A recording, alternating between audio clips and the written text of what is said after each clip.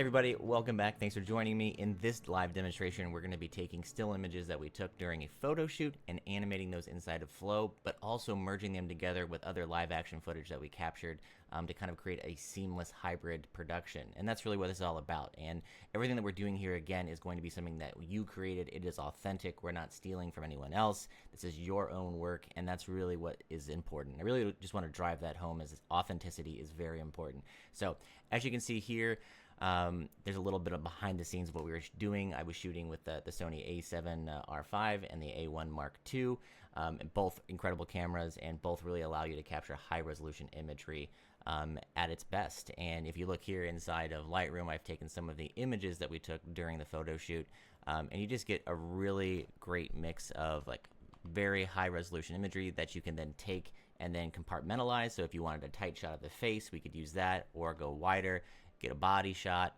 and vice versa. But I've got this nice little collection of shots, and I should say that I also took video of these shots so we can kind of compare the two for a lot of these shots.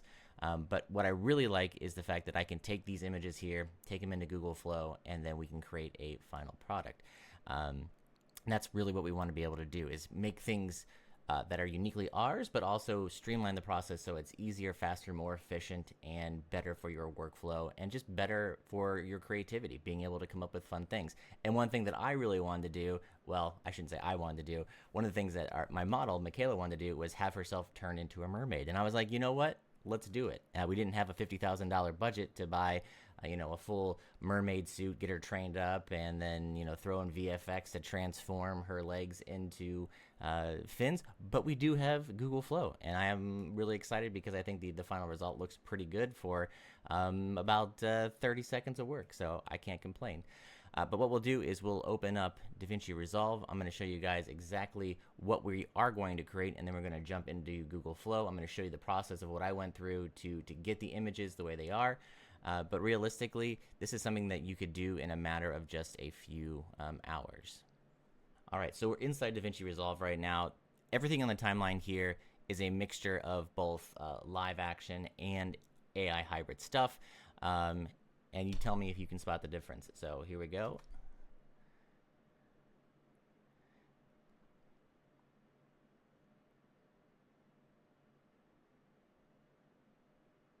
But the idea when we were creating this is to kind of create that seamless blend so that you can have something that is really shot in live action, and then also blending IA together to create something like this. And this shot in particular I really enjoy because it looks so natural. And then we added the motion of her going underwater, flipping around, coming back, and then ultimately we get to the end where we used a drone to capture our still frame and then turned her into a mermaid. And this is all done in just a few minutes. So really excited for this.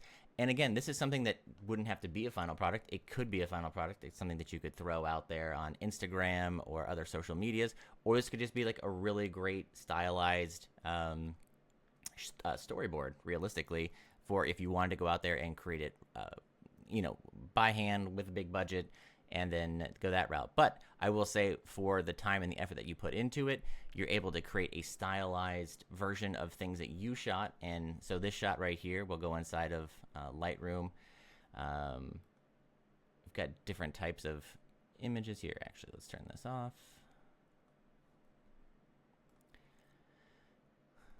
But this is the reference shot that I used to take that shot. And then if we go inside of Google Flow, where is that shot? Lots of shots. So here's that shot, and all I did was went in there and I said, stationary shot, a woman's feet walk forward into a pool in a very delicate manner, a cinematic shot. Very simple. And it did pretty much exactly what we wanted it to do. Now, this is the first iteration of it, and you can see it didn't work because she took a step, but she didn't actually take a step into the water. So we took another iteration try, and I think this one is the one that did it. We try it out again. She hesitates for a second, water drips off, and then she's able to go into the water there. But that pretty much encapsulates exactly what we wanted from that shot.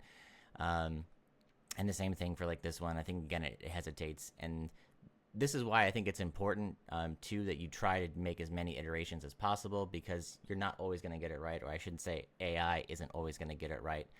But the more time you put into it, the more you change the prompt, the better the results are actually going to end up being. And so for like these shots up here where we have her transform into a mermaid, this probably took the most iterations because AI just wasn't getting it correctly. And then literally as we're doing, as this process is happening, Google Flow again updated their system, and now you can actually use VO3 fast models versus VO2 models, so you get better detail, better quality, and all of these are run at VO2 first, and then we come back up here, and then we start using VO3, and that's kind of again how crazy and how fast this technology advances. It advances so quickly that just in a matter of a few days, they're adding new features, new functionalities, giving you more creative latitude to do what you want with different model types. And that's really exciting. But again, that also makes it a challenge because things, when you create videos like this, can change literally overnight. So everything that you can do prior to what we spoke about can still be done, but it just can be done better. Ooh, it adds some music to it. And that wasn't a terrible one, but at the same time, it didn't necessarily have the movement or motion that I wanted. So we'll come back here. I think this is the one I ended up using. Maybe not. But we're getting there. We're able to see that her mermaid tail is coming to fruition, and it's doing a pretty good job with the water. There's a little over contrastedness in the body itself, and that can honestly be fixed in post. But we're still getting really great results, and I think this is the one that I ended up using. Perhaps, yeah, her leg goes down. Nope, not that one. But again, we're still getting a lot of different actions that work really well. And this is where you just have to keep going back to the drawing board. There we go. That's the one right there. But so to create something like this, the prompt was it was pretty simple. The prompt was a woman floats in water with silk white cloth wrapped around her. As I put he, but it should be her legs transform from human legs into mermaid tail. That is white and silver and shimmers in the light. The legs transform in a seamless that looks cinematic. I would say it does a pretty good job of that. We can get more descriptive there if we wanted to, but again, this is just kind of showing the simplicity of just how you can use language to create exactly what you want. And if you specify exactly what you want, I'll say 8 times out of 10, the AI is going to give you what you need. But then for something like this shot, I really thought it was a great idea to like expand upon it. So we come in here. That wasn't exactly what I wanted. I wanted her to go underwater, flip underwater, and turn around. So this is, I believe, the one that I wanted. Yeah, so she flipped around there. And what we did from here is we actually extended this scene right here from the shot all the way down here. So we took, I believe it was this one, of her just sitting in water. And again, the prompt for this one, and this is VO2 fast. And honestly, VO2 fast is pretty good, but VO3 is so much better, more realistic. I'd like to actually remake this one in VO3, and that way we can actually see what it looks like. So maybe we'll do that right now, is we'll come back down here. I'm going to change this from VO2 to VO3 fast. It's going to be the exact same prompt. Everything is the same, but let's see how better or different it will look. And we'll come back all the way at the top here, and it's going to run through its thing. But one thing I will say is, like, if you notice the detail in the face and the movement and the facial structures,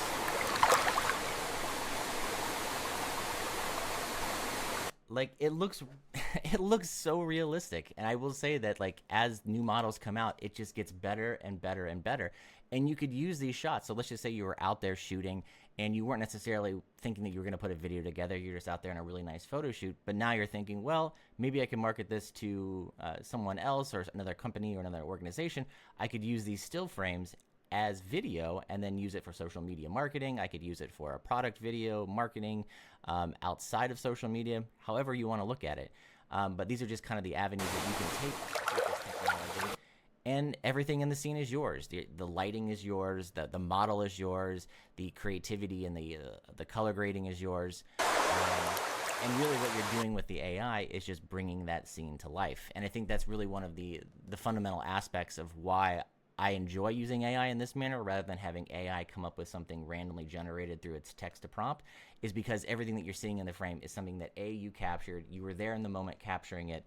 And then you're really just bringing it to life and taking your creativity to another level and articulating what you wanted to see in the scene if it were actually like a live action scene. So this is just the best part of the job, is being able to go do everything you would normally do in post-production with the color grading, you know, adjusting tones, setting it so that it's yours and your stylistic choice, and then coming back and making it something even better inside of AI. And that's really what it's all about. So I get a smile out of her, and then she walks off frame.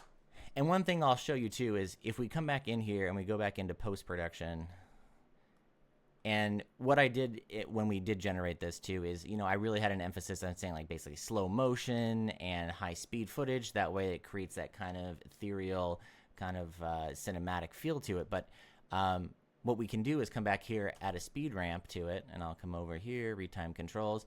And if you increase the speed, either 150 or 200%, we'll try 150 first, you'll see that it becomes much more realistic and much more natural, as if the water was really rippling around her at real time. Not too shabby, right? And that's really what we're here to do, is to create multitudes of different types of content. So, you know, we go from slow motion to live action full speed, and it gives that appearance. And like the detail is still really impressive. This is a 1080p timeline, but you're capturing the emotion of her face. She's blinking, she's going underwater, she's creating you know, depth by diving underwater. The ripples on the water are affected by the way a real person would dive underwater. It's incredible. But think about this the next time you go out there, because then you can kind of go back and rethink how you do photo shoots. You could have a photo shoot in mind where you're thinking in a still photography kind of way, but you could also then come back from a cinematography viewpoint and then merge the two together. So there you're creating two platforms basically out of one use. So that again is something that I think is really exciting and could be really helpful for a lot of photographers out there that maybe don't have the ability to shoot video, or they don't know the cinematography as well, or they don't own, you know, thousands of dollars worth of motion control devices. This kind of gives you that ability to bridge that gap, and either A, create something, or B, show something that you can then later create in real life. And there's always multiple avenues that you can take to create. And I think this is just one way to help amplify what you're doing as a photographer and cinematographer. But let's go back to Google Flow, see how our new scene took place. And so this is again with VO3 versus VO2.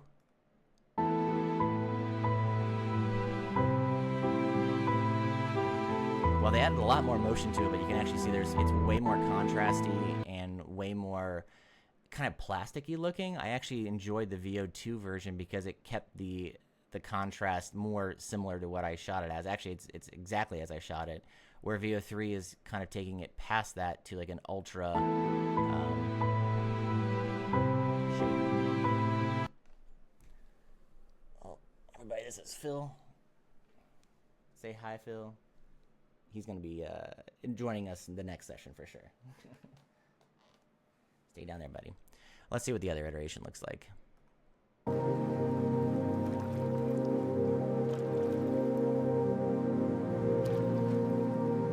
All right, it's not bad. But what I don't like about it is that it looks more plasticky now. So we went away from the realistic graded kind of shot that I had created, and now it's more plastic looking. So sometimes VO3 isn't the best, but that just goes to show sometimes you have to go back, retry it, and do it again.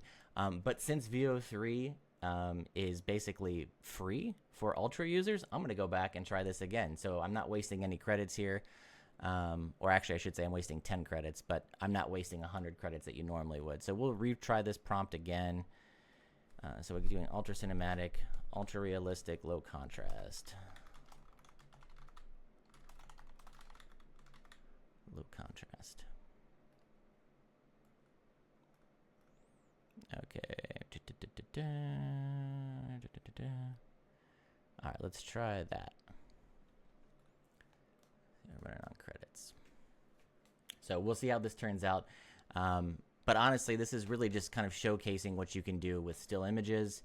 And it's exciting because, again, for like something like this, I was able to use my Mavic 4 Pro. I took it out there. I got some incredible video of that, and I also got some incredible still images. But I was able to take and pull still images from the video that I actually captured, and then transmuted it into this. And Now the lighting is a little wonky on that. She wouldn't have light rays over top of her, so that's something you have to like think about.